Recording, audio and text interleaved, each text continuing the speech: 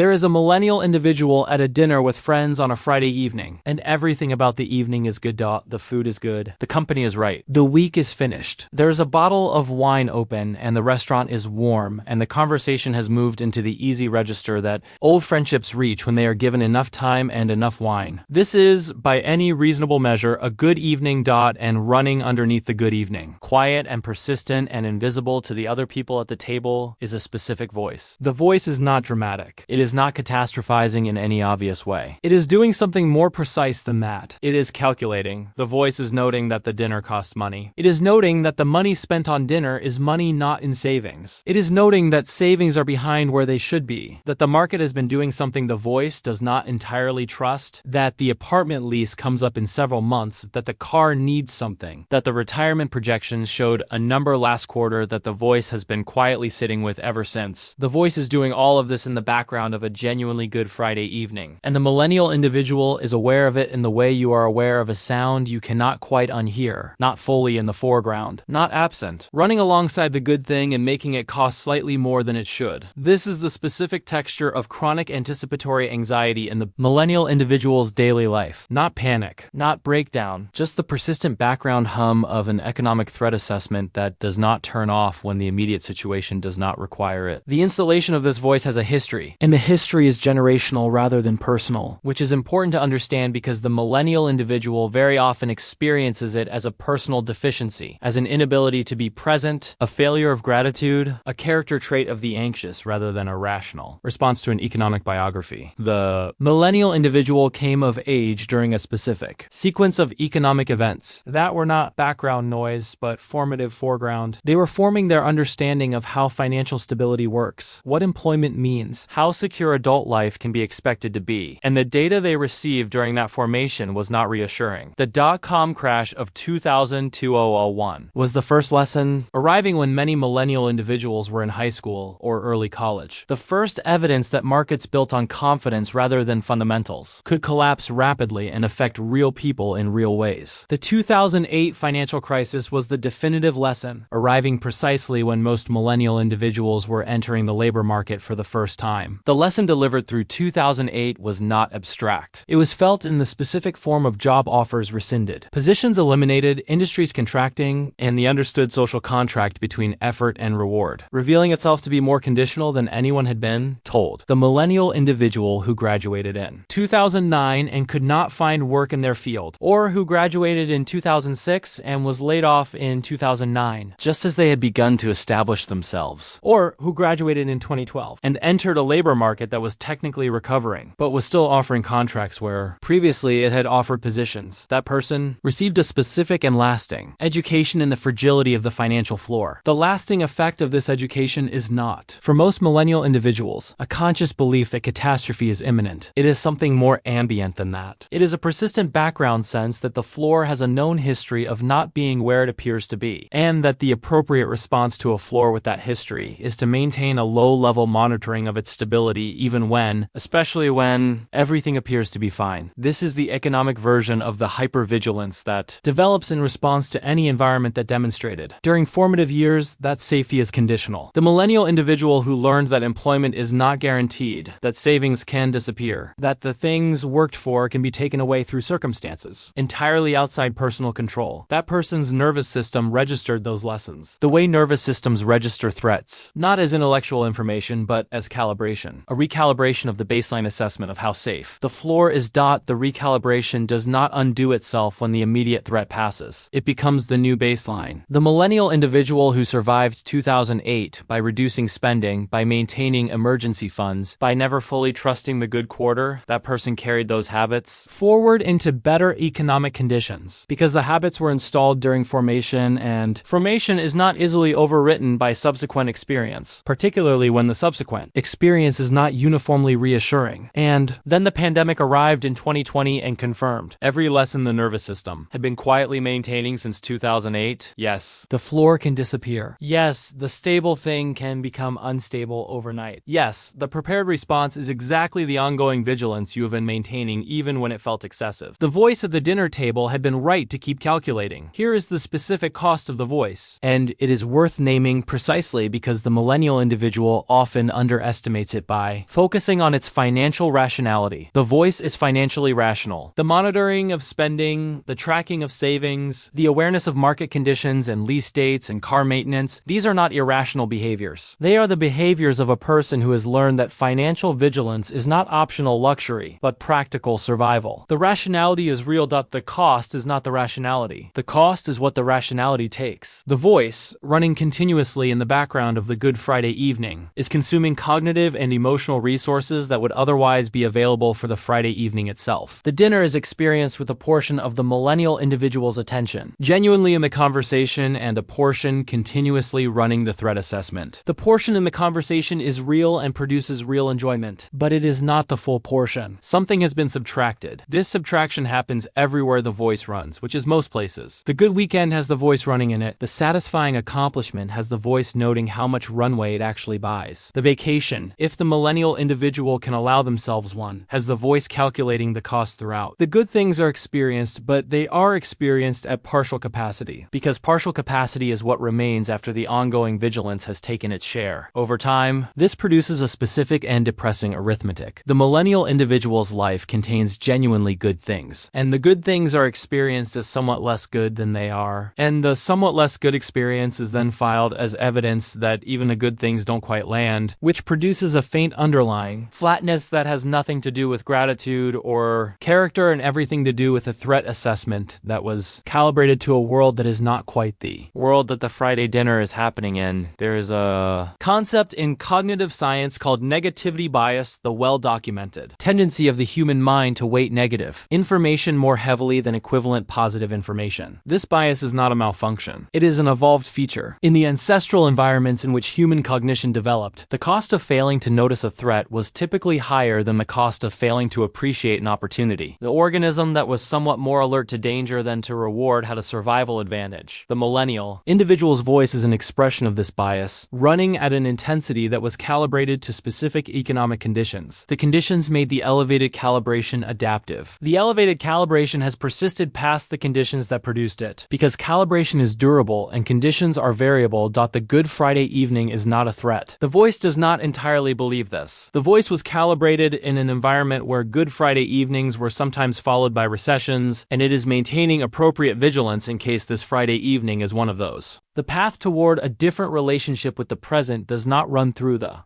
elimination of the voice or the refutation of its content. The voice is often right about the facts it is tracking. The retirement savings are what they are. The lease does come up. The car does need something. Arguing with the facts is not the intervention. There is also something worth naming about what the chronic anticipatory anxiety costs in the domain of relationships, because the millennial individual very often does not connect the voice to what is happening in their connections with other people. The person who is partially present at the dinner because the voice is running is also partially absent to the people at the dinner. The friend who notices over time that the millennial individual seems somehow elsewhere, even in pleasant circumstances, who says you seem distracted or asks if everything is all right, is picking up on the divided attention without knowing what is dividing it. The relationship receives a partial version of the person, not because the person does not care, but because the voice is consuming the portion that would otherwise go to full presence. The same dynamic applies to intimacy, to moments of genuine connection, to the specific experiences that are most valuable precisely because they are fully inhabited rather than partially consumed. The voice interrupts intimacy not with drama, but with arithmetic. The millennial individual who is half listening to a meaningful conversation because the voice is noting the mortgage payment is not choosing the mortgage over the conversation. They are running a system that was installed for legitimate reasons in circumstances that the living room conversation does not meet. The system does not distinguish between a genuine threat and an ordinary Wednesday evening. It runs in both. The intervention is something more specific. It is the practice of noticing when the voice is running in a context where it's running, is not producing useful information, and creating deliberately and repeatedly a small amount of distance between the running and the experience being had alongside it. Not silencing the voice, not pretending the facts are different. Simply noticing that the voice and the dinner are both present, and choosing for a portion of the dinner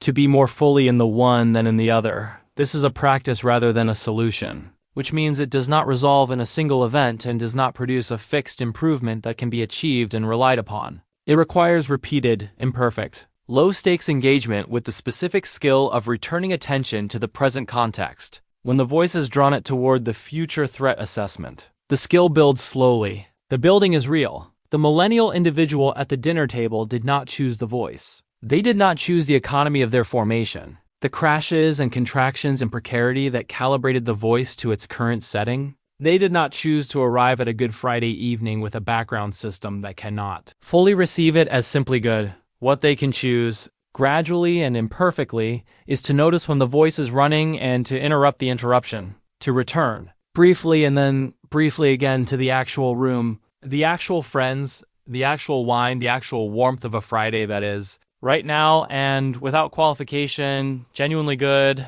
the dinner is already paid for, the saving or not saving of that money is behind you. The lease is several months away. The car will need what it will need. None of it is happening at the dinner table. The dinner table is happening at the dinner table. That is enough for right now. The voice will still be there after the dessert. Right now, the dessert. Thanks for watching. If this felt familiar, leave a comment. And the next time the voice starts calculating in the middle of something good, just notice it. Name it, and then put it down for a few minutes. The calculation will keep. The moment will not.